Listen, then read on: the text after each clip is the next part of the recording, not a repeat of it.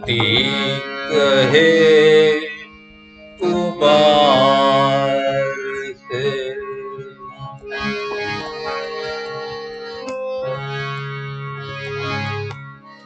भांति कहे कुमार से, तू क्या मरोंदे मोहे, एक दिन ऐसा आएगा मैं रोंदूंगी तो, एक दिन ऐसा आएगा मैं रोंदूंगी तो।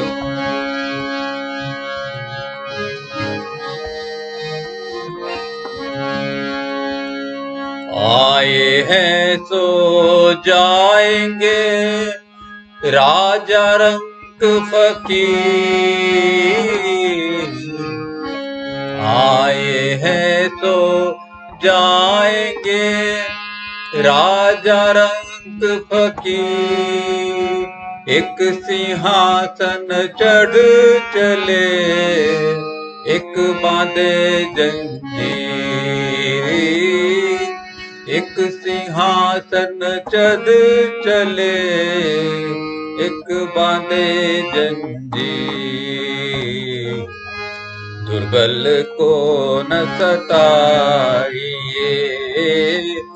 जाके मोदी हाय, बिना जीव की हाय से लोहा भस्म हो जाए, बिना जीव की हाय से लोहा भस्म हो जाए।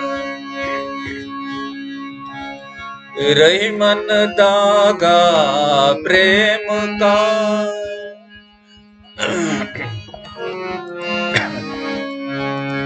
रही मन दागा प्रेम का, ना तोड़ो किचका,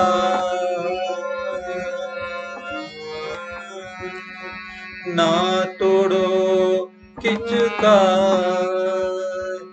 तूते से फिरने ना जुड़े, जुड़े तो गांठ पड़ जाए, तूते से ये फिर ना जुड़े, जुड़े तो गांठ पड़ जाए, पोथी पढ़ पद जग मुआ, बयान पंडित को, दाई अक्षर प्रेम का, पढ़े सो पंडित हो, दाई अक्षर प्रेम का, पढ़े सो पंडित हो। चलती चक्की देख के जिया कबीरा रो, चलती चक्की देख के जिया कबीरा रो, दो पातन के बीच में, दो पातन के बीच में साबुत बचान को, दो पातन के बीच में साबुत बचान को, तुलसी इस संसार में सबसे मिलिए भाई, ना जाने किस रूप में नारायण मिल जाए, ना जाने किस रूप में नारायण मिल जाए, ना जाने किस रूप में नारायण मिल जाए।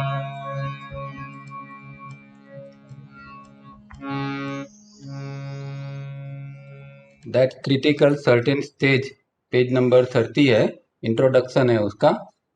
और उसका रुपेश भाई ने अभी शॉर्ट में बता ही दिया कि ये कौन सा स्टेज है, कि जहाँ से आगे का रास्ता हमें हमारा भगवान दिखाता है। तो ये बात बिल्कुल सही है। तो अगर हम साधक है तो पहला लक्ष्य तो हमारा यहाँ तक होना चाहिए, एक ये पहला मुकाम है। और ये क्रिटिकल सर्टेन स्टेज का मतलब भी यही है कि वह निर्णायक निश्चित मुकाम। तो एक मुकाम तक हमें पहुँचना है ताकि हमारी आध्यात्मिक यात्रा है वो सेफ हो जाए। दूसरे बाद में कितने जन्मों तक हमें आगे यात्रा तो करनी पड़ेगी, पर एक बार इसका फाउंडेशन हो जाता है या ये स्टेज तक पहुंच जाते हैं, तो ऐसा होगा कि फिर दूसरे जन्म तीसरे जन्म के अंदर यात्रा बहुत आसान हो जाएगी। क्योंकि फिर उसके बाद हम हमारे अंदर के गुरुदेव हमारे साथ होंगे, फिर बाहर से किसी से कुछ सीखने की भी जरूरत नहीं पड़ेगी, अंदर से ही हमें पूरा गाइडेंस मिलता रहेगा। तो यही बात है इस पूरे चैप्टर में तावरिया जी ये समझाते हैं कि भाई आप किस तरह इस क्रिटिकल सर्टेन स्टेज तक पहुंच सकते हैं। और ये एक्चुअली स्टेज क्या है वो भी इस चैप्टर में हम देखेंगे। और योग की भाषा में देखें तो उसको भी प्रत्याहार भी कहते हैं, क्योंकि जो एक थ्रेशोल्ड है, अगर थ्रेशोल्ड को हम पार कर जाते हैं तो हम प्रत्याहार के अंदर प्रवेश कर लेते हैं। पर ज़्यादातर लोग थ्रेशोल्ड तक आते हैं और फिर आगे नहीं बढ़ पाते हैं। तो उसके अंदर एंटर होना पड़ता है ताकि हम प्रत्याहार में जा सकते हैं। और प्रत्याहार की डेफिनेशन आप देखोगे तो ज़्यादातर लोगों ने विड्रॉल ऑफ सेंसेस खाली इतना ही बताया है, पर तावरिया जी ने जरा अलग रूप से उसमें डिटैचमेंट शब्द यूज़ किया कि भाई detachment of senses to sense organs. और ये दोनों शब्द तावरिया जी ने एक्स्ट्रा दिए, सेंसेस टू सेंस ऑर्गन, मतलब इंद्रिय अंग है उससे इंद्रिय को अलग करना, उसको डिटैच करना है, वो है प्रत्याहार। तो उनकी एक खास उसकी जो उनकी डेफिनेशन है प्रत्याहार की वो उन्होंने और क्लियर की है। और फिर आगे माधवपुर लेक्चर में वो बताते थे प्रत्याहार क्या है। तो कि भाई detachment of physical body with astral body.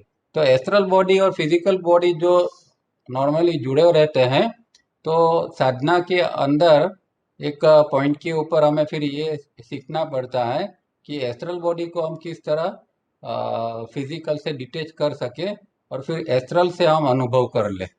तो इस तरह का जो अनुभव है वो फिर प्रत्याहार का अनुभव होता है। दूसरी इम्पोर्टेंट बात ये है कि वो कहते हैं कि ये प्रत्याहार का ही स्टेज ऐसा है कि इसमें कभी कभी 10-15 जन्म निकल जाता है। मतलब कि ये कोई ऐसा, ये सब शॉर्ट नहीं है कि भाई एंटर हुए और सब हो गया करके। इसमें एक एक स्टेज के अंदर जन्मों तक यात्रा करनी पड़ती है। तो ये भी ध्यान में रखना है कि प्रत्याहार में एंटर हो जाते हैं, फिर भी लंबा मुकाम तय करना पड़ता है। तो ये प्रत्याहार के बारे में खास इसीलिए ये स्टेज है वो सबसे इम्पोर्टेंट है। उसके बाद में जो धारणा ध्यान समाधि की बात की जाती है उससे पहले नहीं। और ये स्टेज हर साधक के लिए बहुत इम्पोर्टेंट है, चाहे वो कोई भी मार्ग का हो, यहाँ तक उसको आना पड़ता है।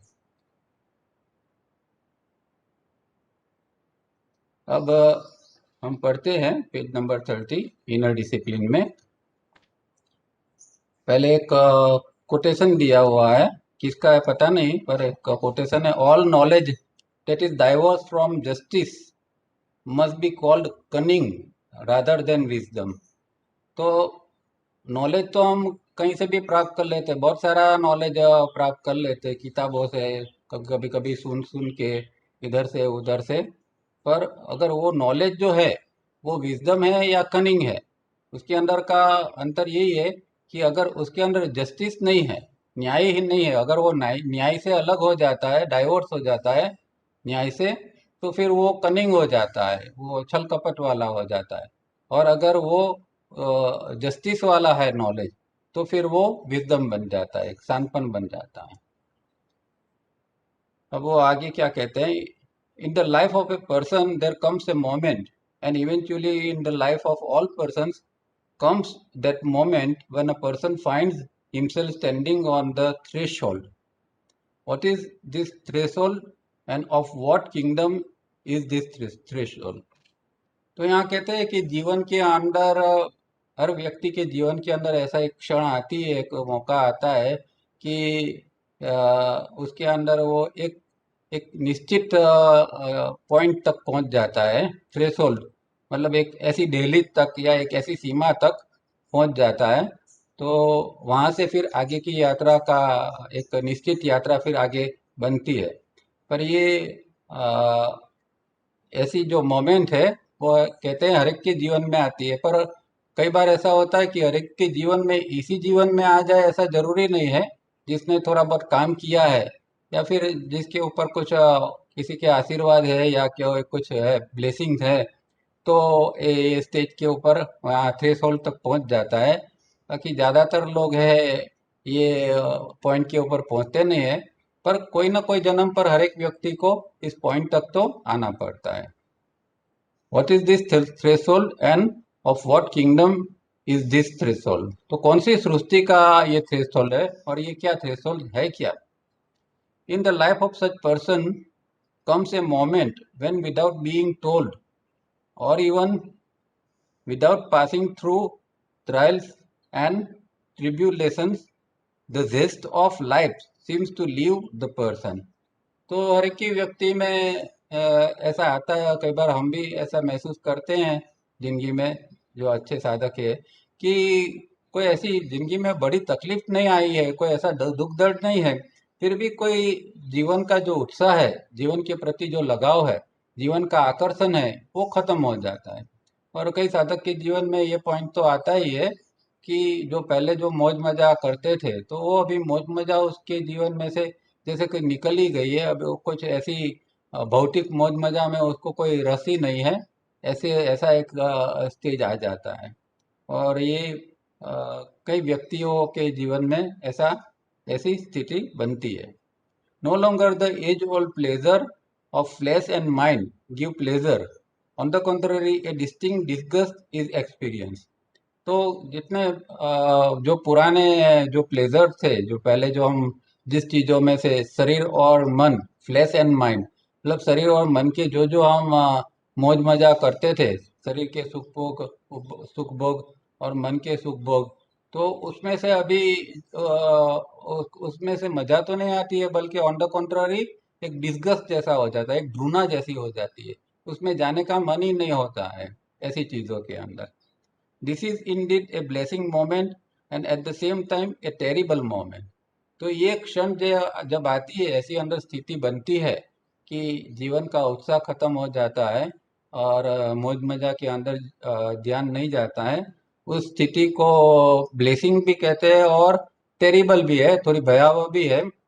भयावह इस माने में कि जीवन में कई बार ऐसी बहुत सारी चीजों जिसका हमें बहुत लगाव होता है, ऐसी चीज छूट जाती है तो अंदर से एक डर लगता है।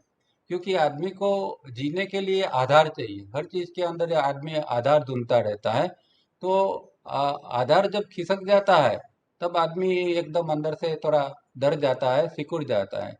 तो इसीलिए ये भयावह है, क्योंकि हमारा माइंड जो है उसको हमेशा आधार की एक हैबिट हो जाती है, इसलिए आधार ढूंढता है। अब ये सब आधार अंदर के जो थे, जहाँ से मौज मजा लेते थे हम, वो चीज रही नहीं, तो अंदर से एक थोड़ा डर भी उसके साथ साथ में आ जाता है। A few persons, due to certain reasons, come to this stage unconsciously, without any deliberate thinking about this stage, while some earn this blessed moment, but not knowing what to do at this blessed moment, and also not actually knowing the laws that bring about this experience, miss the opportunity and even misunderstand this moment. तो कहीं के जीवन के अंदर ये क्षण आ जाती है। उसमें से दो प्रकार के लोग होते हैं, एक ही जिन्होंने कुछ काम किया है, हार्ड वर्क किया है, साधना की है और ये ब्लेसिंग्स को अर्न किया है, जैसे कमाया है। पर दूसरे ऐसे भी है कि जिन्होंने कोई खास किया नहीं, इस जन्म में अपेरेंटली तो नहीं लगता है कि इसने कोई खास साधना की है या कोई और कोई काम किया है अपनी जात के ऊपर। फिर भी हम देखते हैं बहुत सारे ऐसे लोग हैं कि एक ऐसा अच्छा जीवन जीते हैं, एक शांति से, प्रेम से, और दूसरों को मार्गदर्शन भी देते हैं, दूसरों के साथ में अच्छी तरह जीते हैं। तो ऐसे भी पर्सन है जिन लोगों ने कोई डेलिबरेटली इसके बारे में सोचा नहीं है, स्टेज के बारे में, या शायद उसको पता भी नहीं है कि ऐसा कोई स्टेज हो सकता है, फिर भी किसी तरह वो ये स्टेज तक पहुंच जाते हैं। और दूसरे जो लोग हैं वो लोग मेहनत करके, साधना करके पहुंचते हैं। पर दूसरे लोग ये उसको भी, ये जो उसके जो दोनों के अंदर एक प्रॉब्लम क्या है कि ये इसके किस तरह ये बनता है, उसकी लॉस क्या है, वो पता नहीं चलता है। तो कई बार ये जो एक अपॉर्चुनिटी लाइफ में आती है उसको मिस कर देते हैं। तो हमारे जीवन में भी ऐसा हो सकता है, इसलिए सावधान रहना है कि कभी जब ऐसा मौका आए, कुछ अंदर से एक चेंज आ जाए, और एक जो सांसारिक भौतिक जीवन के प्रति उपेक्षा आ जाए और अंदर साधना की इच्छा हो, तो वो अपॉर्चुनिटी को उठा लेना चाहिए और साधना में और जोर से लगा के फिर प्रत्याहार के अंदर प्रवेश कर लेना चाहिए। तो ये चीज हमारे अंदर जब घटित होती है तो उसके ऊपर हमें ध्यान लगाना है। We call this moment that critical certain stage. इसी को तावरिया जी, ये जो मोमेंट आती है, ब्लेस्ड मोमेंट आती है, उसी को सर्टेन क्रिटिकल सर्टेन स्टेज कहते हैं। पर जैसा हमने बताया इस तरह, ये जो है वो स्थिति बनती है, पर कई बार हमें पता नहीं चलता है, इसलिए मिस होती है। दूसरा एक ये भी देखा है कि ये स्थिति बहुत अंदर की अद्भुत होती है, और कई बार दूसरे जो साधक लोग होते हैं वो ऐसी व्यक्ति से आकर्षित होते हैं मार्गदर्शन लेने के लिए। तो वो साधना का एक बहुत बड़ा एक जोखिम है। जोखिम माने इसके इतना ये है कि अगर वो अंदर से जागृत नहीं है तो फिर क्या है कि एक इस चीजों में फंस जाता है। उसको लगता है कि भाई अभी मैंने कुछ प्राप्त कर लिया है, अब मैं किसी को गाइडेंस दे सकता हूँ। तो फिर एक और रिवर्स चक्कर चालू हो जाएगा, और वो फिर क्या है कि दूसरों को समझाने में, इसमें उसमें लग जाएगा, उसकी अपनी साधना जो है वो मिस हो जाएगी, बंद हो जाएगी। तो ये एक साधक के लिए खास ध्यान में रखने वाली चीज़ है, एक खतरे वाली चीज़ है कि ऐसा जब थोड़ी अंदर स्थिति बनती है तो बहुत सारे लोग इर्द गिर्द आ जाते हैं मार्गदर्शन के लिए, अपने प्रॉब्लम्स सॉल्व करने के लिए। तो उस समय साधक को जागृत रहना है और उसका लक्ष्य को भूलना नहीं है। और हम देखते हैं कई लोग जो महात्मा बन गए हैं, और उनके जीवन में देखते हैं कि महात्मा बन गए हैं, पर बहुत सारी त्रुटियां, कमी उनके जीवन में होती है। इसका कारण यही है कि यहाँ आके वो रुक जाते हैं। फिर वो प्रवृत्ति के अंदर, साधना के बजाय ये सब आश्रम की प्रवृत्ति, दूसरी प्रवृत्ति, साधकों को मार्गदर्शन करना, ऐसी सब प्रवृत्ति के अंदर वो फंस जाते हैं, और आगे की साधना जो है वो फिर निकल जाती है। तो जिंदगी में जब मौका है तो लक्ष्य अगर हमारा एक परफेक्ट होगा, एक लक्ष्य हमारा एक स्ट्रांग होगा, तो ही हम इन चीजों के अंदर टिके रहेंगे। नहीं तो थोड़ा सा भी बाहर से प्रलोभन आया तो हम दूसरी ओर चले जाएंगे। तो यहाँ ये बात खास ध्यान में रखनी है। In the last chapter, we noted the outside factors or food in different forms or impulses in different forms we introduce within ourselves are A. Or A. Through breathing, B. Through food and drink, C. Through coded impulses received through our senses,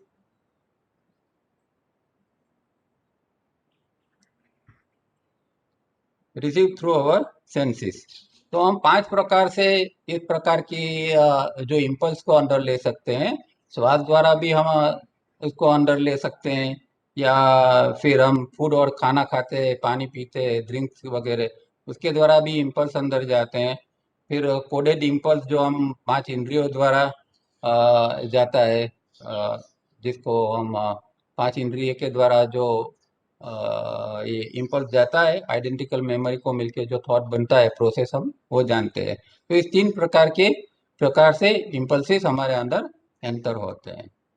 the test of a person is how this seemingly simple elementary factors are introduce within our self.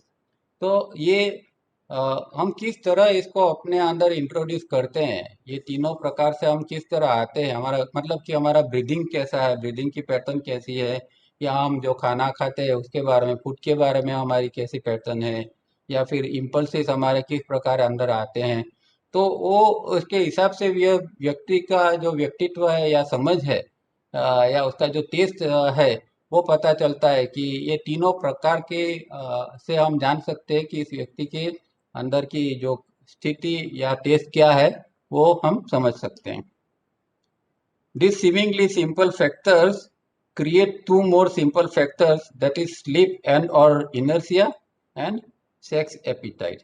तो ये तीन प्रकार के तो है ही, उसके अलावा दो और प्रकार के भी उन्होंने बताए, दो और फैक्टर्स है, जिसमें एक स्लीप है मतलब निद्रा, और इनर्शिया मतलब तंद्रा। तो निद्रा या तंद्रा की स्थिति है वो एक फैक्टर जुड़ जाता है, और सेक्स एपिटाइट जो है, सेक्स की भूख है, वो उसके अंदर ये फैक्टर जुड़ जाता है। तो कुल मिला के 5 फैक्टर्स बन जाते हैं। Let us therefore examine how we treat our 5 factors: A bread, B food and drink, C incoming coded impulses, D sleep and और इनर्शिया, एंड ई सेक्स। तो ये पांचों को एग्जामिन करना है हमारे। The gravitational pull of life, then the inherent pull of matter, the hypnotic spell of the so-called self-consciousness state in which we find ourselves today, and the fear to be different from the normal norms or to be different from others keeps us in the vice like grip of the dream world, where we seem to perform by beholding the performance of others. अब यहाँ एक दूसरी बात करते हैं कि भाई हमारे अंदर जो है वो जीवन जीवन के प्रति का जो एक ग्रेविटेशनल पुल है, मतलब कि एक खिंचाव है जीवन के प्रति। हम जीवन जीना चाहते हैं, अच्छी तरह जीवन जीना चाहते हैं, तो एक ग्रेविटेशनल पुल लाइफ के बारे में है। या फिर जो पदार्थ है, मैटर, उसके बारे में हमारा एक प्राकृतिक आकर्षण होता है, या फिर एक हिप्नोटिक कंडीशन हमारे अंदर होती है, एक सम्मोहित अवस्था एक अंदर उत्पन्न होती है सेल्फ कॉन्शियसनेस स्टेट की। और उसके अंदर हम आज आज जो है वो हम वो स्थिति के अंदर है कि जहाँ जो है वो जो नॉर्मल नॉर्म्स है, मतलब जो मानदंड है हमारे अंदर, जो मेजर है वो जो वो और दूसरों के प्रति जो हमारा जो रवैया है या हमारा दृष्टिकोण है, वो वो ऐसी एक स्थिति बनाता है कि जिसके अंदर हम ड्रीम वर्ल्ड के अंदर की, जैसे कि ड्रीम वर्ल्ड का एक कोई दूषण हमारे अंदर हमें एक ग्रिप में लेता हो, पकड़ में लेता हो, ऐसी स्थिति का हम अनुभव करते हैं। या मतलब कि संसार के जो दूषण है वो इंसान को ऐसे पकड़ के रखते हैं। तो बीजा दूसरे से अलग हम दिखना नहीं चाहते इसमें। तो हमें एक फियर रहता है कि सोसाइटी में जो चल रहा है इसी तरह हमें भी चलना है। तो जो सोशल जो नॉर्म्स है उसको, या फिर लोग जो दूसरे हैं, वो लोग दूसरे जो लोग जीते हैं इसी तरह हम ज्यादातर जीने का प्रयत्न करते हैं। तो हमें एक डर रहता है कि उससे हम अलग ना होके हम इस तरह जीवन जिए, ऐसा हमारा एक अभिगम रहता है। Life and consciousness are relative terms. अब ये जो जीवन है और चेतना, ये दोनों रिलेटिव टर्म्स है, सापेक्ष टर्म्स है। All light, all understanding, all truth, good and evil, all that we say is right और wrong, and all religions are relative. तो जो भी कुछ है वो हम समझते हैं, वो सब कुछ रिलेटिव स्टेट में है, चाहे वो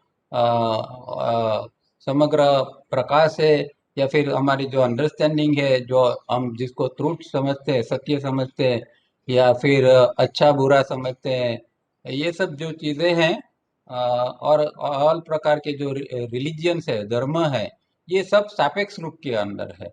मतलब कि कोई चीज़ अल्टीमेट नहीं है। जहाँ तक हम यहाँ इस पृथ्वी पर जीते हैं, वो रिलेटिव स्टेट में ही हमें जीना पड़ता है, सापेक्ष इसमें ही हमें जीना पड़ता है। उसके ऊपर का जो स्थिति बनती है, जब निरपेक्ष बनती है, तो वो अलग एक स्थिति होती है, वो एक अद्वैत की स्थिति है, ये एक द्वैत की स्थिति है। और द्वैत की स्थिति में हमेशा हर चीज जो है वो रिलेटिवली ही देखी जाती है, अनुभव होती है। But relative in what manner? We say it is relative to the position of a person to that critical certain stage or the threshold or that blessed moment in life. तो हर एक व्यक्ति जो ये क्रिटिकल सर्टेन स्टेज तक पहुंचा हुआ है या फिर ये ब्लेस्ड मोमेंट तक पहुंचा हुआ है, उसके लिए ये हर एक जो ऊपर चीज जो बताई है वो हर एक सापेक्ष सापेक्ष है। इसके लिए धर्म भी फिर सापेक्ष बन जाता है, हर चीज जो है, क्योंकि वो अभी एक दूसरी स्थिति के अंदर आ चुका है, तो वहां से उसका दृष्टिकोण भी अलग हो जाएगा। The question is, how should one find out that one has or has not reached that critical certain stage? And by what means or methods or disciplines can one cross or rather reach that certain critical certain stage? तो ये बहुत important सवाल है। अगर हम भी जानना चाहते हैं कि भाई हम क्रिटिकल सर्टेन स्टेज के पास आ चुके हैं या नहीं, या कोई आया है या नहीं, और नहीं है तो किस रूप में, और है तो किस रूप में, तो उसका कोई मानदंड होना चाहिए। तो वो क्या है, ऐसा यहाँ एक प्रश्न डाला गया है। ये इम्पोर्टेंट है क्योंकि ये स्टेज का तक पहुंचे कि नहीं ये जानना तो हर एक साधक के लिए बहुत जरूरी है।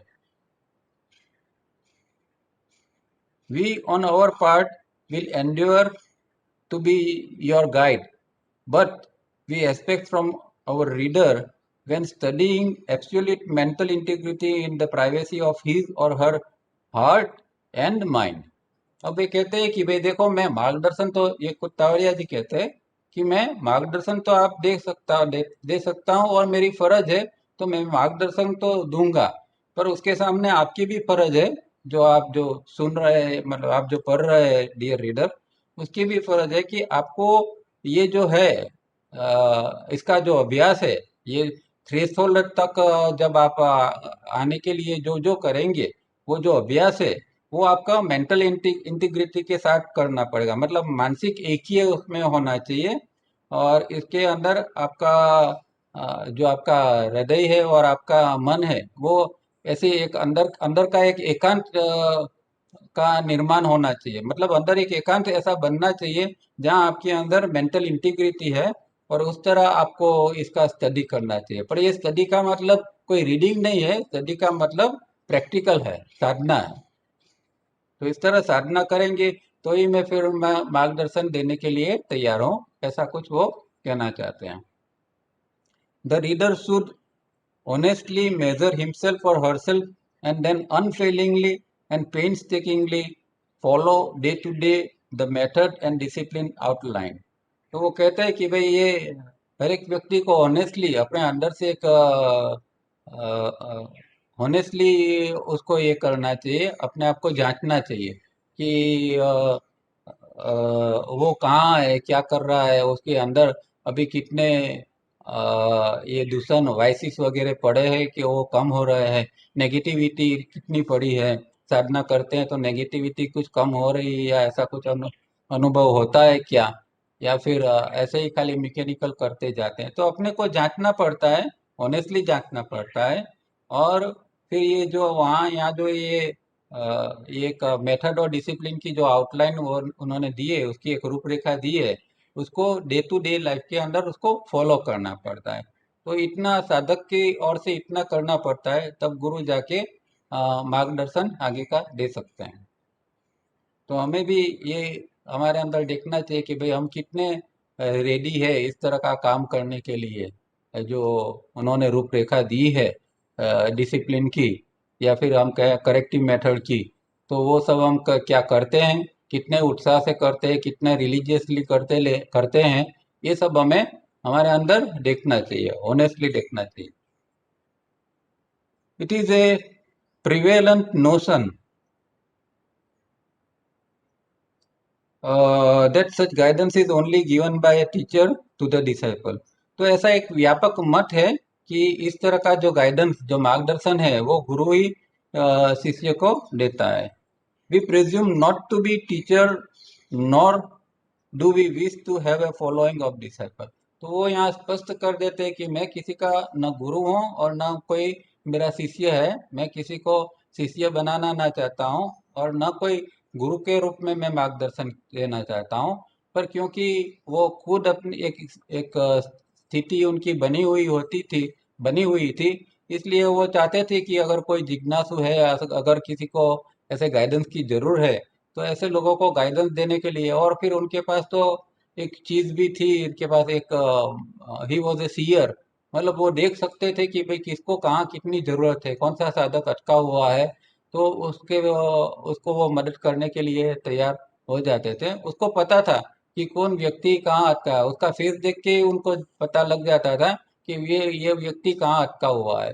और जिनके अंदर संभावना लगती थी कि भाई ये व्यक्ति को मदद करने से आगे जा सकता है, तो ऐसे लोगों को वो खास इंटरेस्ट लेकर मदद करते थे।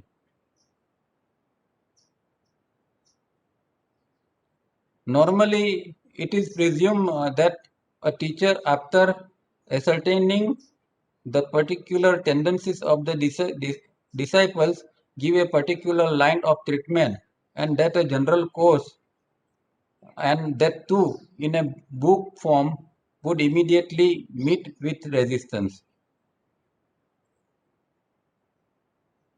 तो यहाँ यहाँ एक सपोज हम ये किताब पढ़ते हैं, तो ये किताब में जो चीज़ बताई है तो वो हम एक्सेप्ट कर सकते हैं कि नहीं, या फिर एक अंदर एक रेजिस्टेंस आता है, एक रिएक्शन आता है हमारे अंदर, ये उठता है। तो ये भी गुरु देखता है। कहने का मतलब कि गुरु कुछ कहता है कि भाई ये करना है, आपको ये डिसिप्लिन फॉलो करना है, और अगर शिष्य वो विलिंगली एक्सेप्ट करते इस तरह का काम करता है, तो फिर गुरु आगे मार्गदर्शन देता है। पर अगर उसके अंदर जो कहा गया है उस वो नहीं करता है और उसके अंदर कोई रेजिस्टेंस आता है, तो फिर आगे गुरु आगे का मार्गदर्शन देना बंद कर देता है।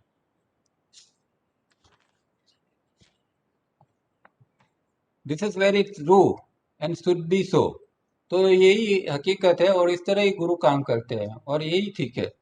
However, this book is not written for those few who have labored and crossed the threshold and have become accepted disciples. तो फिर भी ये किताब जो है वो हमारे जैसे जो प्रिलिमिनरी जो साधक है इनके लिए ही है। जो एक बार प्रत्यार तक पहुंच गए, फिर इसको ये किताब की जरूरत नहीं है। क्यों जरूरत नहीं है? क्योंकि फिर अगर प्रत्यार तक पहुंच जाता है तो फिर अंदर का गुरु उसका मार्गदर्शन करने के लिए तैयार है। तो फिर ये किताब में से उसको मार्गदर्शन की कोई आवश्यकता नहीं है।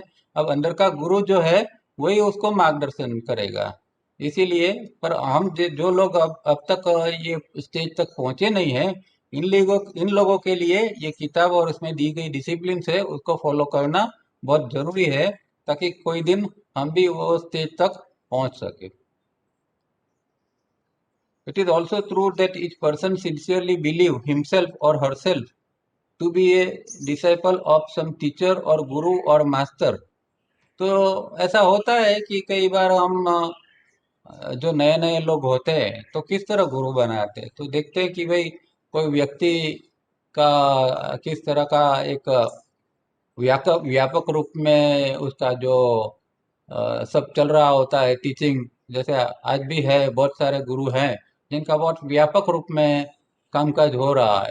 तो आदमी इस तरह के आकर्षित होता है कि भाई कौन सा व्यक्ति है, क्योंकि वो उसको वही सामने आएगा कि कोई इसकी किताब या उसका कोई लेक्चर या, और वो सुनकर वो अभिभूत हो जाता है। ज़्यादातर लोग, हमारा एक वीकनेस ये होती है कि हम जल्दी इम्प्रेस हो जाते हैं, क्योंकि हमारे अंदर कोई विवेक तो जन्मा नहीं है और हमारे अंदर कोई ऐसी स्थिति भी बनी नहीं है कि जो कहा जाता है वो कितना सत्य है। जो कहा जाता है वो सत्य ही है ऐसा हम मान लेते हैं, क्योंकि उसके लाखों करोड़ों फॉलोअर्स होते हैं कई बार। तो वो हम देखते हैं कि देखो इतने सारे फॉलोअर्स है, तो वो जो कहते हैं वो ऐसे, ये सब पागल थोड़ी है कि इनके पास आते हैं, इतने सारे लोग आते हैं। कई बार कई लोगों के पास फॉरेनर्स आते हैं, तो एक ये भी एक मापदंड बन जाता है कि देखो फॉरेनर्स आते हैं तो फॉरेनर्स थोड़ी पागल है, इतने सारे लोग आते हैं तो निश्चित रूप में उसके अंदर कुछ होगा। और होता भी है, ऐसा हम कोई यहाँ क्रिटिकल बात नहीं कर रहा है। होता है हर एक के अंदर, हर हर एक की एक अपनी अपनी स्थिति होती है। पर कहने का मतलब ये है कि व्यक्ति जो शुरुआत में जो गुरु ढूंढता है उसकी ये प्रोसेस होती है। उनकी एक मानसिक अवस्था एक बहुत नाजुक सी होती है जो शुरू करता है, और वो जहाँ से जो कुछ मिलता है जो सुनाई देता है वो करने के लिए तैयार हो जाता है। फिर आगे जाके धीरे धीरे धीरे वो पक्व होता है, वो बहुत कुछ जान समझ लेता है, अब थोड़ी बहुत साधना करता है, तब उसके अंदर एक विवेक जागता है कि ये कहा गया ये कितना सही है और ये कहा गया है कितना काम का है, क्या कितना नहीं काम का है। तो हम सब नॉर्मली इस तरह के प्रोसेस में से गुजरे हुए होते हैं, और फिर एक पॉइंट के ऊपर हमारे अंदर एक स्थिरता आ जाती है। Kindly note that this is self impose और imaginary only, and such teachers and such disciples are countless. तो इस तरह के बहुत सारे जो हमारे ख्याल है गुरु के बारे में वो सब इमेजिनरी इमेजिनरी होते हैं और सेल्फ इम्पोज होते हैं। हम खुद ने बना लिए होते हैं कि देखो ये तो कितना महान गुरु है, ये कितना चमत्कार कर सकता है, इसके पास कितनी सिद्धियां है, ये है वो हो। ऐसा इस हम एक हिप्नोटाइज हो जाते हैं, और ये हमारा एक इमेजिनरी एक आइडिया होता है, और इस तरह हम किसी को गुरु बना लेते हैं। पर खरेखर सच में तो अध्यात्म में इस तरह का कोई गुरु बनाने की आवश्यकता नहीं है। जिस व्यक्ति में श्रद्धा हो उसको आप स्ट्रिक्टली फॉलो करो, उसको गुरु बनाने की जरूरत नहीं है। और न वो कभी कहेगा कि मुझे गुरु बनाओ, क्योंकि उसको कोई गुरु बनने की इच्छा ही नहीं है। उसको तो इतना ही है कि जो कोई साधक है वो अच्छी तरह प्रगति करे, और जो साधक के अंदर ऐसी संभावना है उसको तो खास इस तरह का मदद करके उसको ऊपर उठाना चाहिए। इन लोगों की ये भावना होती है। वो लोग नहीं चाहते कि कोई शिष्य बने। और जो प्राचीन काल में जो जिस तरह का जो गुरु के बारे में जो एक धारणाएं थी, मान्यता थी, और वो इस तरह का वो सावरिया जी तो खुद कहते थे कि भाई इस जमाने में गुरु की आवश्यकता नहीं है। अगर गुरु है तो भी वो मित्र के रूप में होना चाहिए। वो गुरु गुरु के रूप में आएगा तो आज का जो शिष्य है उसको स्वीकार नहीं करेगा, क्योंकि आज एक मैत्री का वातावरण है। और ये एक हमारी ह्यूमैनिटी एक यहाँ एक इंटेलेक्चुअली एक ऐसे स्टेज के ऊपर पहुंची है कि अभी वो जमाना नहीं रहा कि किसी के पाँव धो के पानी पीने का जो जमाना था, वो अब रहा नहीं, और ऐसी कोई आवश्यकता भी नहीं। एक रिस्पेक्ट तो डीपली होना चाहिए उस व्यक्ति के प्रति, आदर भाव होना चाहिए, वो क्या कह रहा है वो हमें सुनना चाहिए, समझना चाहिए, उसका खुद का जीवन देखना चाहिए कि वो किस तरह जी रहा है। और इस तरह अगर वो उसका शुद्ध जीवन है और वो फिर वो हमें गाइडेंस करता है, तो वो गाइडेंस स्वीकार करके हमें आगे बढ़ना है। यहाँ गुरुडम की बात अध्यात्म के अंदर नहीं है, क्योंकि वो एक बड़ा सबसे बड़ा फंडा है। और इसीलिए कृष्णमूर्ति वगैरह ने तो फिर गुरु का ये छेद ही उड़ा दिया कि भाई गुरु चाहिए ही नहीं, क्योंकि गुरु होगा तो आपका शोषण करेगा, वो आपको एक्सप्लॉइट करेगा, फिजिकली मेंटली इकोनॉमिकली हर रूप में आपको एक्सप्लॉइट करेगा। तो फिर कहीं ऐसे जो बाद में जो संत महात्मा लोग हुए उन लोगों ने तो फिर गुरु का यही निकाल दिया। पर ऐसा भी नहीं है, एक कोई स्थिति है कि जहाँ हमें गाइडेंस की जरूरत पड़ती है, टेक्निक की मेथड की जरूरत पड़ती है, और हमें काम करना पड़ता है। उसके बाद में जब ये हम थ्रेशोल्ड पर पहुंच जाते हैं फिर हम स्वतंत्र रूप में हम ये सब कर सकते हैं। आपने वो शायद दादा गावन का भी नाम सुना होगा। तो उसने भी वो एक अपने अंदर से जो उसको होता था कि उसको था कि मुझे आध्यात्म में प्रवेश करना है, पर मुझे न कोई किताब पढ़ना है न कोई गुरु का मार्गदर्शन चाहिए, मुझे अंदर से क्या होता है उस तरह मुझे करना है। तो वो एकांत में कहीं चले गए थे, और फिर अंदर से जिस तरह घटित होता था वो करते जाते थे। इस तरह महाबलेश्वर में रहते रहते 18 साल तक उन्होंने इस तरह की साधना की थी, और एक बहुत अच्छी स्थिति के ऊपर पहुंच गए थे। तो बहुत सारे लोग हैं वो अंदर का एक पकड़ लेते हैं और उस द्वारा धीरे धीरे करके आगे बढ़ जाते हैं। फिर भी हम जैसे लोगों के लिए तो टेक्निक और मेथड की बहुत आवश्यकता रहती है, जिसके द्वारा हम थोड़े ऊपर उठ सके। और सावरिया जी ने इसीलिए ये सब पूरा प्रोग्राम दिया है टेक्निक मेथड का।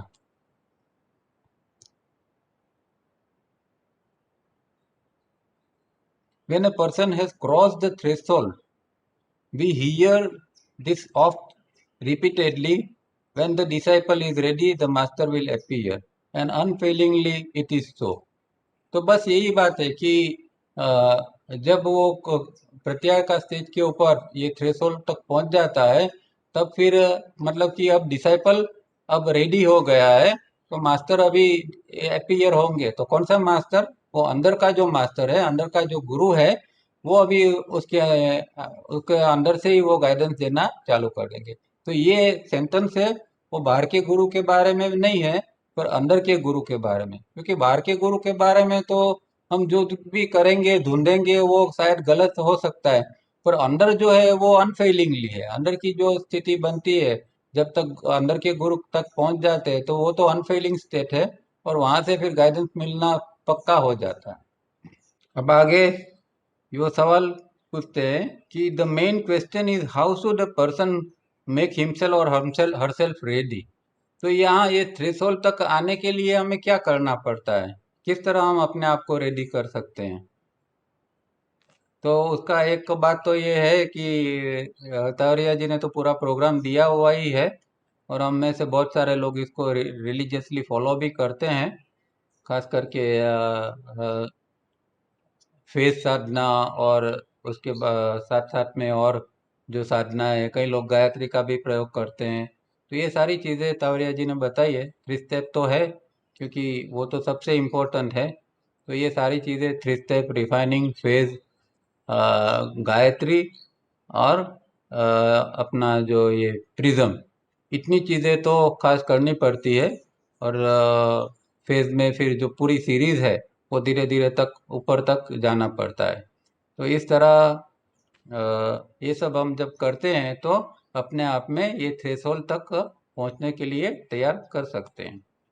We therefore wish to guide those who would like to first reach first that fruitful critical certain stage and then be ready for a real master or teacher। तो वो यहाँ यही कहना चाहते हैं कि भाई हमारा काम तो इतना ही है कि हम साधक को ऐसी स्थिति तक पहुंचा दे कि जहाँ से उसके अंदर का गुरु ही उसको फिर मार्गदर्शन करने लगे। तो बाहर के गुरु की जिम्मेदारी इतनी है कि वो अंदर का गुरु गुरु के साथ मिलन करवा दे, मतलब साधक को प्रत्याहार तक पहुंचा दे, ये थ्रेशोल्ड तक पहुंचा दे, ताकि उसके बाद में आगे का उनका काम खत्म हो जाता है, और फिर आगे का काम जो है वो अंदर का गुरु का शुरू हो जाता है। There are many sincere people who, in their very eager search, unfortunately lose their way, their heart, and even their heads for so-called schools, ashram, teachers, and methods, and new and old theories। तो यहाँ जैसे हमने भी आगे भी हमने बात की, इस तरह एक जो डेंजर पॉइंट यहाँ एक ये होता है कि एक पॉइंट के बाद में वो जो उसकी सर्च होती है, तो वो भटक सकता है। या एक पॉइंट के बाद में क्या है कि ये करता है, वो करता है, फिर कोई पर्टिकुलर आश्रम या कोई ऐसी कोई चीज़ जो है, कोई पर्टिकुलर सिस्टम को फॉलो करने लगता है। और जिस तरह जो डिसिप्लिन इसके अंदर जो उत्पन्न होनी चाहिए, वो उत्पन्न नहीं होती है। तो फिर वो जो एक अपॉर्चुनिटी इसके जीवन में आती है, उसको वो गंवा देता है। तो यहाँ एक खास ध्यान में रखने की बात ये है कि किसी चीज़ के साथ एकदम जुड़ मत जाओ। अपने अंदर का जो है उसको हम फेथफुल ज़्यादा रहे, और जो जो चीज़ बताई है, जो प्रैक्टिस बताई है, वो हमको अच्छी लगती है, हमको लगता है उसमें विश्वास है, तो उसको हमें करना चाहिए। बाकी इधर उधर भटकने से, ज़्यादा शिविरें करने से, वो आश्रम में जाके इसको सुन के उसको सुन के, वो कोई मेडिटेशन कैंप में गए, उधर देखा, ये सब करने से कुछ नहीं होने वाला है। ऑन द कॉन्ट्ररी, जो आपको एक तक मिली है आगे जाने की, वो बंद हो जाएगी।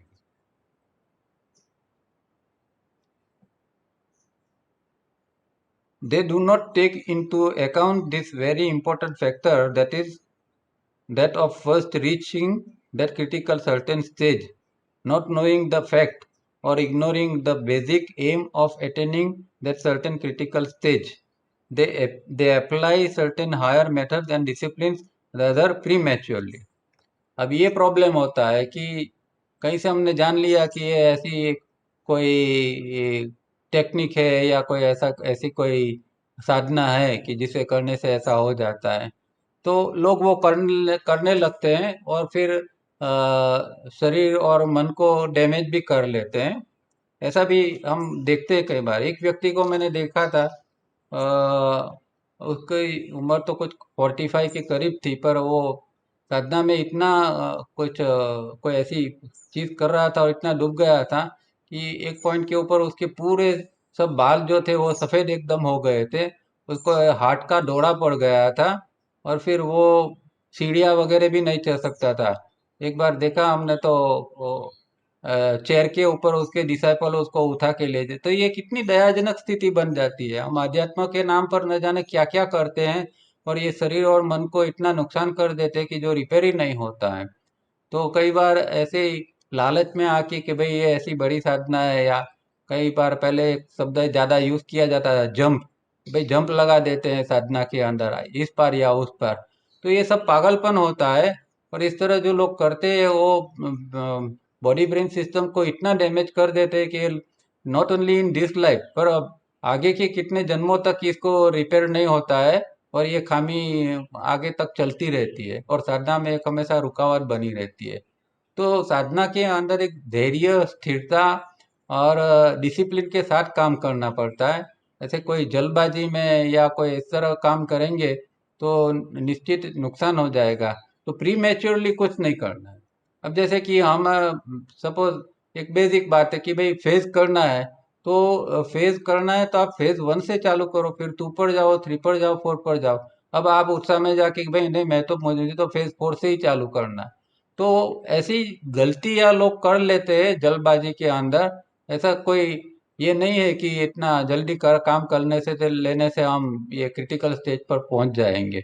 हमारी हमारी जो कैपेसिटी है, हमारी जो उम्र है, हमारा प्राण की क्या क्वालिटी है, ये सब हमें देखना पड़ता है और इस तरह हमें काम करना पड़ता है। और फिर बहुत विगरसली आप करेंगे, इंटेंसिटी ज्यादा इंटेंसिटी से, तो फिर नुकसान होने की बहुत संभावना बन जाती है। तो प्री मैच्योरली कुछ नहीं करना है। How can they expect result without first reaching that critical certain stage. तो यही बात है कि आप किसी भी तरह, आप कोई भी मार्ग में से ऐसा नहीं है। तवरिया जी ने तो ये दिया हुआ है और बहुत साइंटिफिक है। पर आपको लगता है कि और ढंग से भी आप क्रिटिकल सर्टेन स्टेज तक पहुंच सकते हैं तो पहुंच जाओ, कोई दिक्कत नहीं है। पर उससे पहले कोई धारणा ध्यान समाधि की बात मत करना और ऐसी कोई प्रैक्टिस भी मत करना ताकि शरीर को या मन को नुकसान हो। पहले जमाने में लोग पुरस्चरण करते थे, जप का, मंत्र का। और वो भी कोई खास कोई उसका जो प्राइमरी वर्क किए बिना। तो बहुत लोगों को इससे काफी नुकसान होता था। तो ऐसी गलतियां साधक जगत के अंदर पहले से चली आती है, क्योंकि कोई सही ढंग से मार्गदर्शन एक तो नहीं मिलता है। और इस तरह ये प्रॉब्लम होता रहता है। बीच में शायद साउंड फ्लक्चुएट होगा, पर आप चिंता मत करें, साउंड वापस आ जाएगा। थोड़ी देर चालू रखना।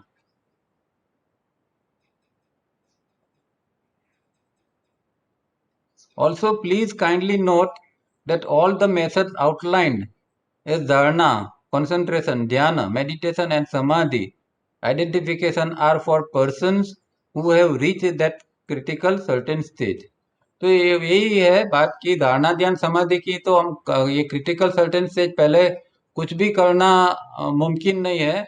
कोई और खास प्रयोग करेंगे, हाँ ठीक है, छोटा मोटा मेडिटेशन कर लिया, कोई टेक्निक को फॉलो किया, वो गलत नहीं है।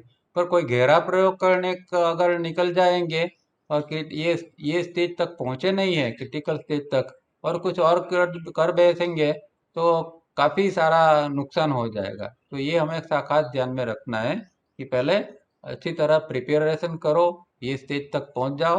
उसके बाद में जो आगे का, वो तो फिर अंदर का गुरु ही बताएगी कि अभी आगे क्या करना है। फिर हमें जल्दबाजी करने का तो कोई सवाल ही पैदा नहीं होता है।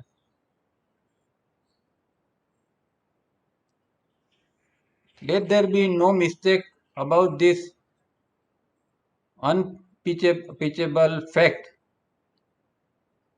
तो ये जो है, ये जो निर्दोष हकीकत है, उसके बारे में हमें कोई मिस्टेक नहीं करनी है। मतलब कि धारणा ध्यान समाधि की हम साधना की अभी हम कुछ बात ही कर नहीं सकते हैं, पहले जो क्रिटिकल सर्टेन स्टेज तक आना जरूरी है।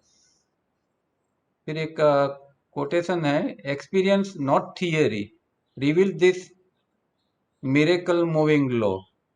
तो क्या एक्सपीरियंस करना है, थियरी को एक्सपीरियंस नहीं करना है, पर रिवील करना है। क्या रिवील करना है, क्या प्रकट करना है कि मिरेकल मूविंग लॉ, मतलब अलौकिक जो कायदे हैं वो जो है, कुदरत के जो क्या कायदे हैं, या किस तरह, जैसे कि एक चीज मिरेकल बनती है तो क्या किस तरह एक अलौकिक चीज बनती है, इस तरह का क्या है उसको एक्सपीरियंस करना है। तो हमारे अंदर की ये बात है कि हमारे अंदर इस तरह का एक्सपीरियंस होना चाहिए, और ये दैट क्रिटिकल सर्टेन स्टेज पर पहुंचते हैं तब, और उसके आगे फिर इस तरह के हम एक्सपीरियंस कर सकते हैं।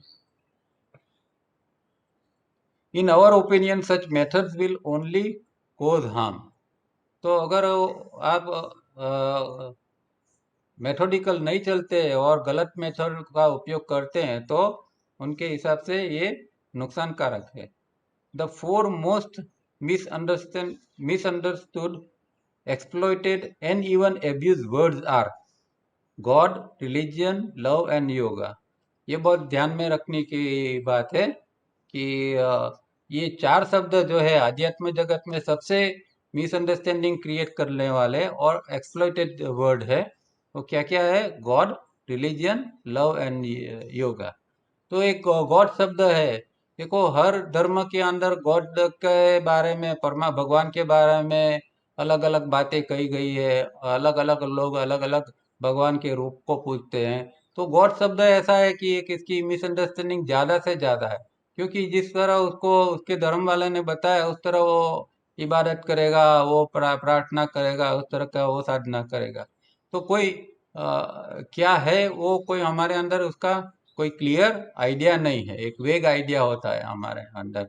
और हर एक एक ही जो धर्म होते हैं उसके अंदर भी कई बार, जैसे कि भाई हमारे जो हिंदू संस्कृति है उसके अंदर भी परमात्मा के अलग अलग रूप बताए हैं। तो कई बार आदमी कंफ्यूज हो जाता है कि ये रूप सही है या वो रूप सही है। कई बार कहते हैं सगुण ब्रह्म है, फिर कहते हैं निगुण ब्रह्म है, फिर सगुण और निर्गुण है, क्या क्या है वो। एक कंफ्यूजन एक क्रिएट होता है क्योंकि हमारे अंदर एक क्लैरिटी नहीं है। इसलिए तो एक ये गॉड शब्द है वो एक हमारे अंदर एक मिसअंडरस्टैंडिंग क्रिएट करता है। इसी तरह रिलीजन, तो हर धर्म वाले कहते हैं कि भाई हमारा रिलीजन सबसे श्रेष्ठ है, हमारा जो रिलीजन के अंदर जो बताया है वही सही है, हमारा रिलीजन है वो सबसे पुराना है। तो इन सब चीजों से तो हमें ऊपर उठना है, हमें अध्यात्म की यात्रा करनी है। धर्म की यात्रा तो हमने कब की कर ली, अब इससे ऊपर उठ के हमें अध्यात्म की, आत्मा की ओर की यात्रा करनी है।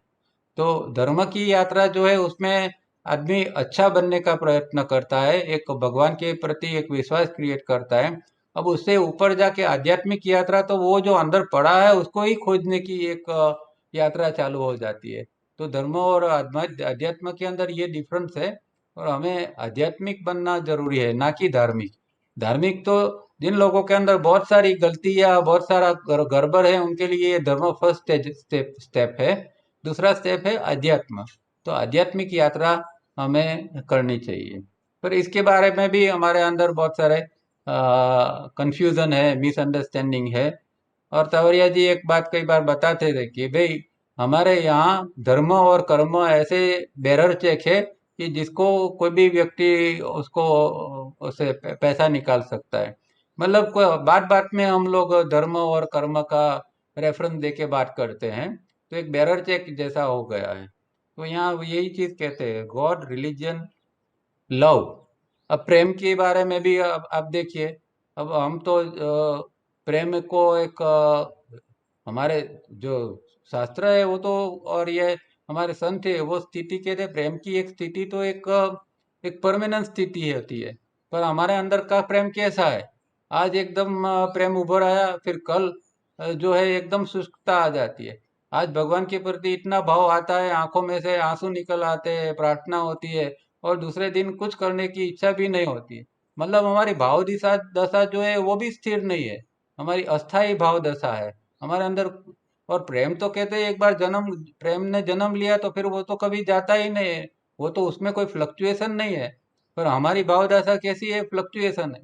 यहाँ तक भगवान की बात छोड़ो, एक कोई अपना फ्रेंड होता है तो उसके प्रति भी आप देखो, एकदम कितना भाव फ्रेंड के प्रति आ जाता है, और कुछ दिन के बाद इतनी शुष्कता आ जाती है, वो मिलता है तो जैसे वो इसको पहचानते ही नहीं, ऐसा अंदर से हो जाता है। तो हमारे अंदर की स्थिति जो है वो बहुत गड़बड़ वाली है।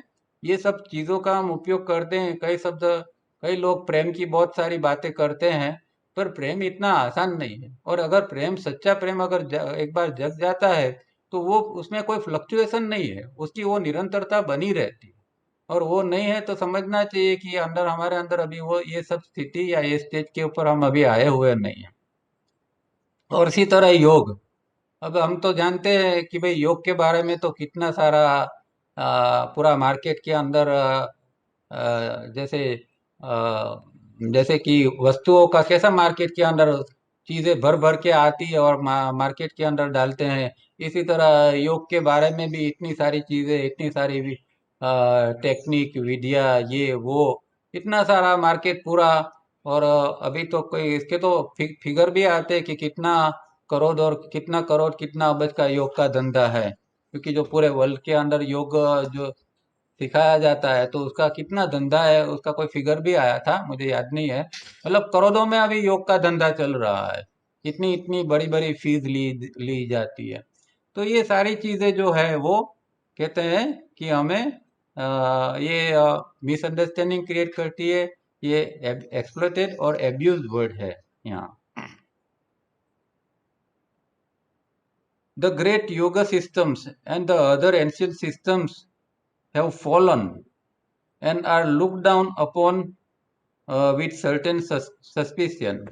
तो अभी जो है वो, जो हमारी प्राचीन, जो जो महान हमारा योग था जो प्राचीन काल के अंदर, और दूसरी जो महान विद्या थी हमारी, वो उसका सबका पतन हो चुका था। और यही बात गीता के अंदर भगवान भी कहते हैं कि ये जो मैं अर्जुन को कहते हैं कि आज जो मैं योग तुझे सिखा रहा हूँ वो तो लुप्त हो चुका है। वो वही योग मैंने पहले राजर्षियों को और इक्ष्वाकु वगैरह राजाओं को सिखाया था, वो लुप्त हो गया। सूर्य को सिखाया था, वो आज मैं तुम्हें फिर से वो सिखा रहा हूँ। तो ऐसा ही होता है हर इसके योग के अंदर, अध्यात्म के अंदर, कि जो जो गुप्त विद्या है, जो सच्ची विद्या है, वो समय समय पर लुप्त हो जाती है।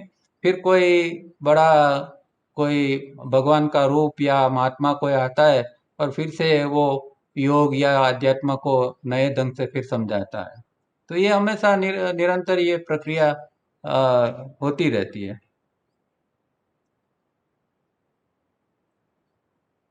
और इसको फिर एक शंका की नज़र से देखा जाता है।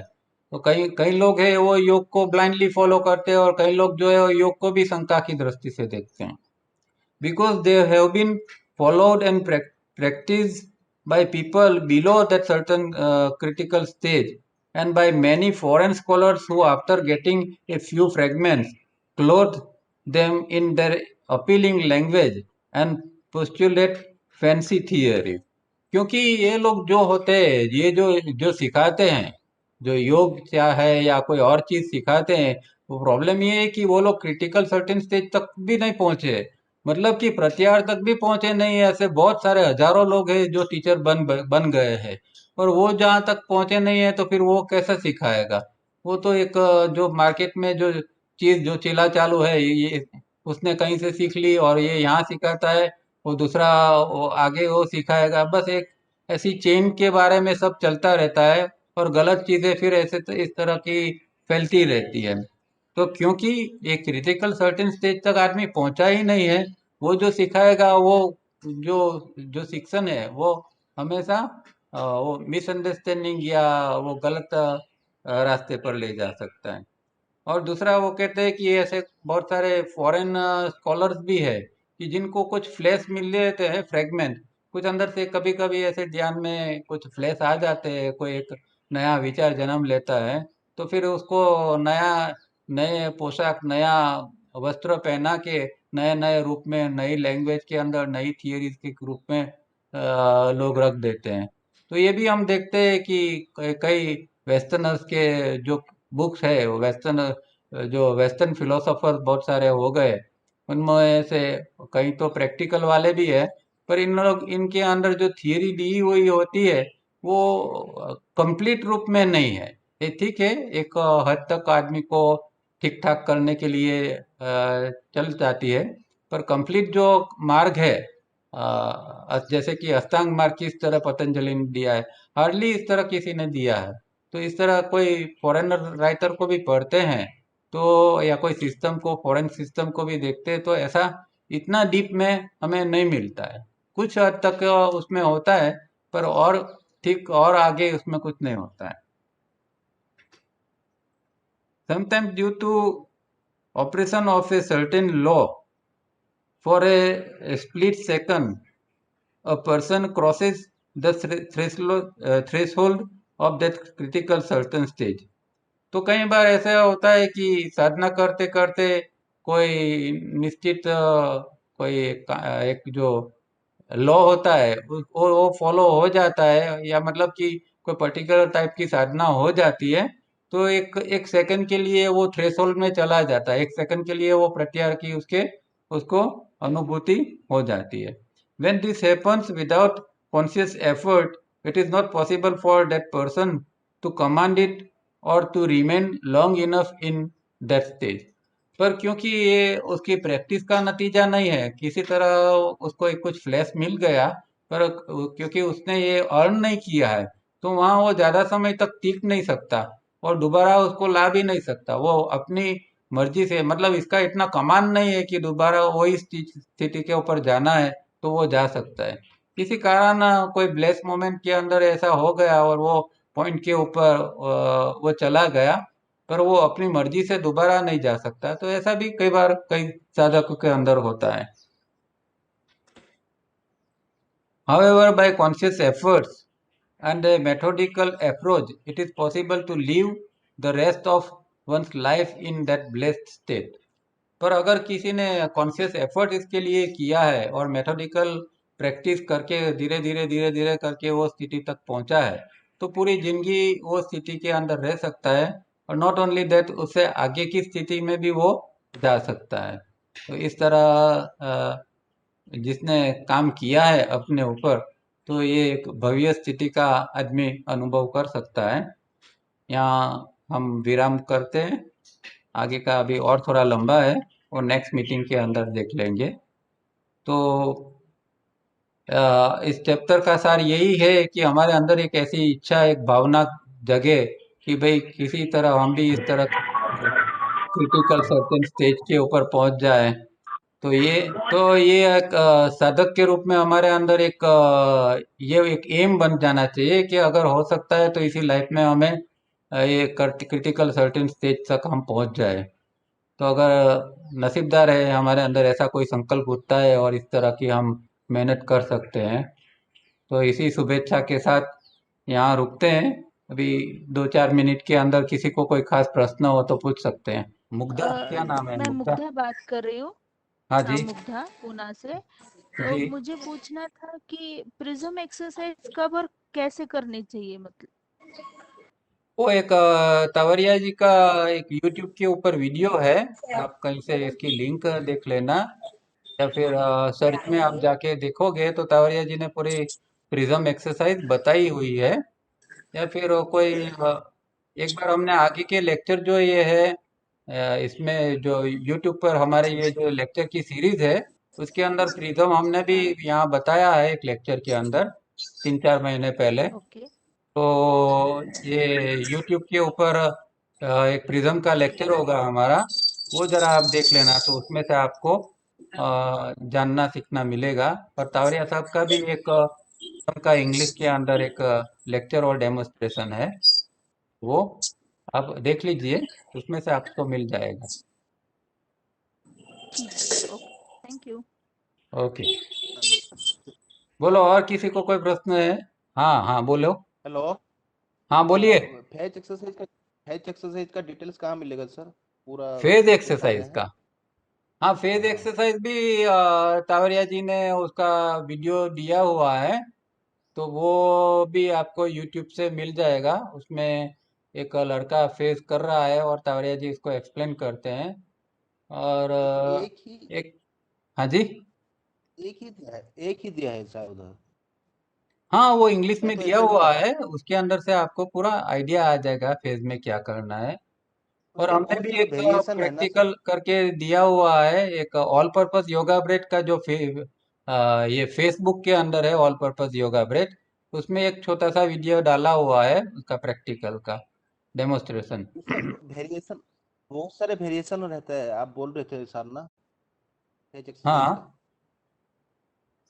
क्या कहते हो? तो बाकी वेरिएशन, ये तो एक ही वेरिएशन उधर है, बाकी बाकी जो वेरिएशन नहीं, है वही बाकी सेम ही वो रहता है या अलग वो अलग? वही मेथड है, वो अलग अलग रिदम में फॉलो करना वही है। मतलब वो जो जो वाह जो क्या। 12 के अंदर बताया हुआ है वही चीज 36 के अंदर करना है, फिर वही चीज 18 के ऊपर करना है। तो वो करने की जो मूवमेंट है, वो मूवमेंट और टेक्निक है वो सेम है, खाली रिदम बदलती रहती है।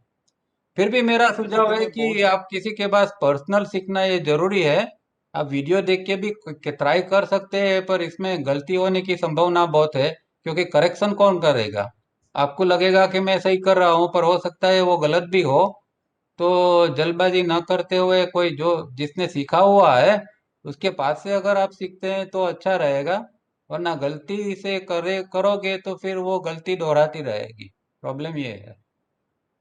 बहुत दिन हो गया मैं कर रहा हूँ सर, वो रिफाइन एक्सरसाइज, पेज एक्सरसाइज, ओम का, ये राजन सर का भी देखा था बहुत सारा वीडियो, उसमें भी थोड़ा फॉलो किया था मैंने, बहुत दिन हो गया।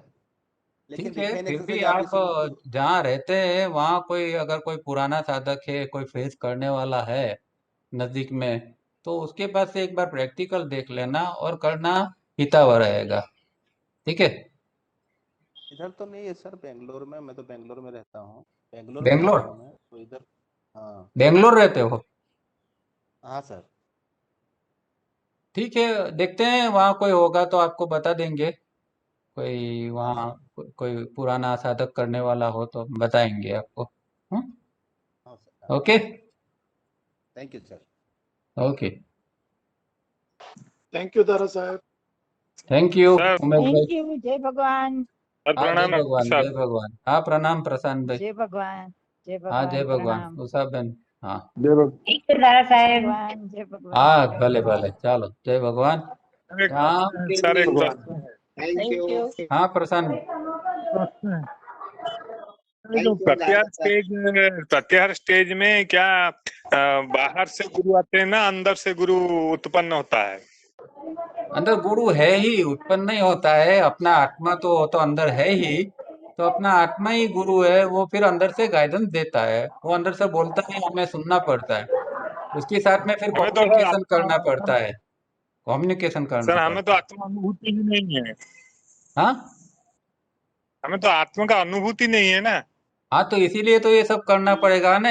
आत्मा की अनुभूति तो आप वो प्रत्याहार के स्टेज पर जाओगे तब अनुभूति होगी ना, इससे पहले सब ये करो, रिफाइनिंग स्टेप, फेज वगैरह करो, तब आत्मा की अनुभूति सर होगी, सर तब सब होगा।